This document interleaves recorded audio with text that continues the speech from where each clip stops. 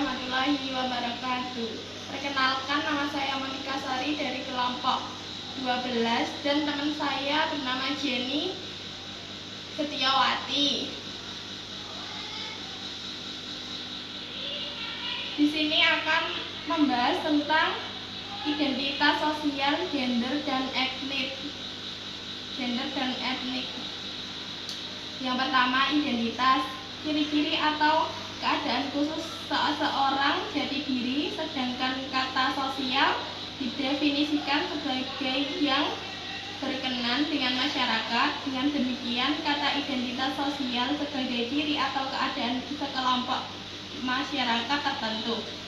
Identitas menunjukkan cara-cara di mana individu dan kolektivitas dibedakan dalam hubungan dengan individu dan kolektivitas lain. Identitas sebagai satu unsur kunci dari kenyataan subjektif dan sebagaimana semua kenyataan subjektif berhubungan secara dialektif dengan masyarakat, sehingga identitas dibentuk oleh proses-proses sosial. Selanjutnya, identitas dibagi menjadi 3 bentuk, yaitu yang pertama, identitas kebudayaan. Identitas kebudayaan merupakan ciri yang muncul sebagai mana karena seorang itu merupakan anggota dari sekelompok etnik tertentu. Itu melibatkan atau meliputi pembelajaran tentang dan menerima tradisi, sifat bawaan, bahasa, agama, dan keturunan dari suatu kebudayaan. Yang kedua, identitas sosial. Pengertian identitas harus berdasarkan pada pemahaman tindakan manusia dalam kolektif sosial.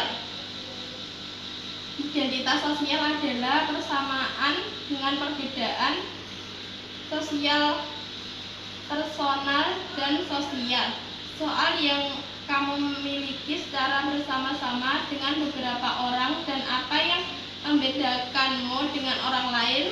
Ketika kita membicarakan identitas, di situ juga kita membicarakan kelompok.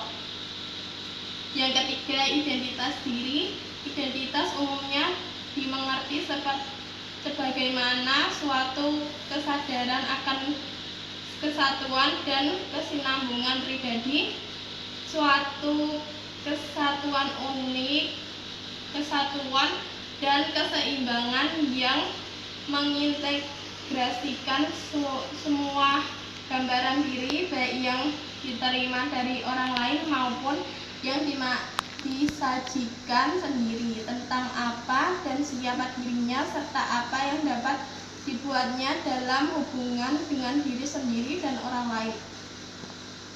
Peran gender identitas diliti adalah bagaimana seseorang merasa bahwa ia adalah seorang pria atau wanita.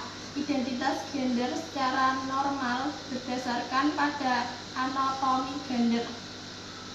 Pada keadaan normal, identitas gender konsisten dan anatomi gender. Namun, pada gangguan identitas gender identity disorder, terjadi konflik antara autonomi gender seseorang dengan identitas gendernya.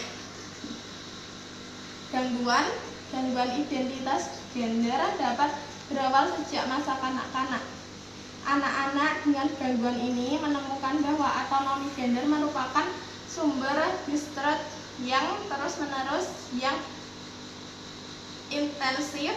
Diagnosis tidak digunakan bahannya untuk melabel anak perempuan tomboy dan anak laki-laki banci. Karakteristik orang dengan gangguan identitas gender atau bisa disebut transseksual merasa bahwa dirinya adalah anggota jenis kelamin yang berlawanan. Orang dengan gangguan identitas gender tidak menyukai pakaian ataupun aktivitas yang bisa dilakukan orang dengan jenis kelaminnya dan sering memilih untuk melakukan cross-dressing. Transseksual pada umumnya mengalami kecemasan atau depresi yang kemungkinan berkaitan dengan perilaku yang negatif yang dapat dari masyarakat.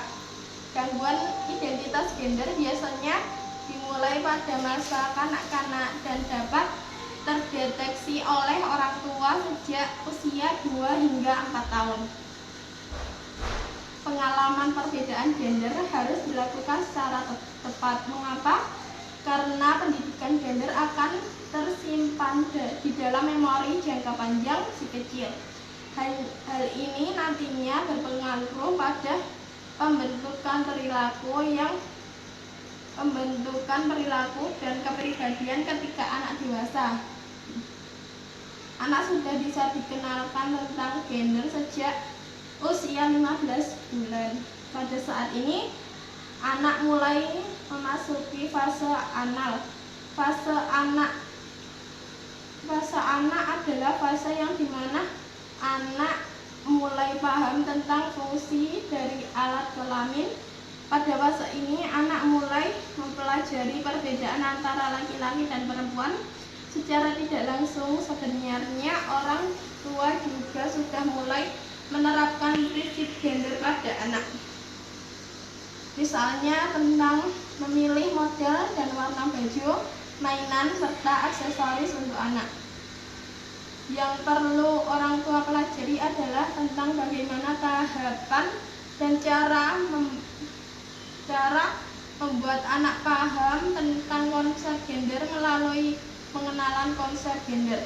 Orang tua bisa memberikan pelajaran tentang area-area pribadi anak, apa yang boleh dilihat atau disentuh orang lain dan apa yang tidak. Lebih dari itu, mengenal gender ini juga berfungsi untuk mengajarkan identitas dan tugas anak. Terima kasih. Apakah ada pertanyaan?